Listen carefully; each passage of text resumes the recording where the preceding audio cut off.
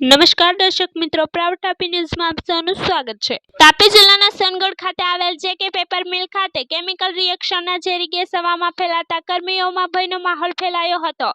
ઝેરી ગેસની ઝપેટમાં આવેલા કંપનીના 3 કર્મીઓને સૌપ્રથમ ઘટના સ્થળે એમ્બ્યુલન્સ મારફતે પ્રાથમિક સારવાર આપ્યા બાદ તાત્કાલિક ધોરણે હોસ્પિટલ ખાતે ખસેડાયા હતા।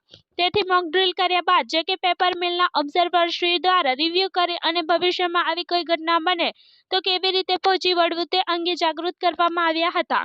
મોક ડ્રીલ જણાતા કર્મીઓએ પણ રાહતનો શ્વાસ લીધો હતો। વ્યારા તાલુકાના નાની ચીખલી ગામના બસ સ્ટેન્ડ પર પ્રેમ સંબંધમાં યુવકને માર મારી જાનથી મારી નાખવાની ધમકી આપવામાં આવી।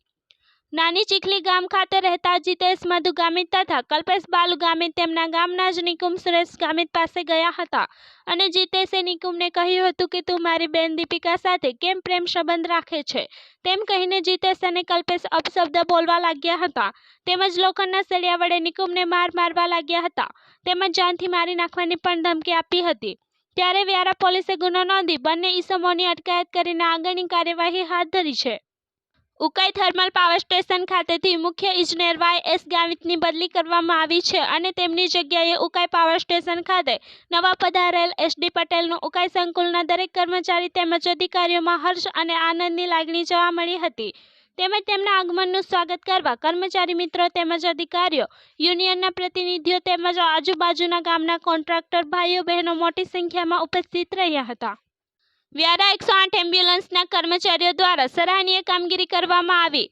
કાળા વ્યારા ખાતે 70 વર્ષીય મધુ ચૌધરી અચાનક બેભાન થઈ ગયા હતા જે બાદ તાત્કાલિક 108 એમ્બ્યુલન્સનો સંપર્ક કરવામાં આવ્યો હતો જે બાદ એમ્બ્યુલન્સ સ્થળ પર પહોંચી હતી। જો કે દર્દીના શ્વાસ અને હૃદયના ધબકારા બંધ થતા જાણી રહ્યા હતા ત્યારે એમ્બ્યુલન્સ કર્મીઓએ CPR અને કૃત્રિમ શ્વાસ આપ્યા હતા। આમ પ્રાથમિક સારવાર આપીને તાત્કાલિક વ્યારા જનરલ હોસ્પિટલ ખાતે ખસેડવામાં આવ્યા હતા। દર્દીનો જીવ બચાવવા બદલ 108 ટીમના EMT અરવિંદ બારૈયા અને પાયલોટ કમલેશ ચૌધરીને સરાહનીય કામગીરી કરવા બદલ તેમનો આભાર વ્યક્ત કરવામાં આવ્યો હતો।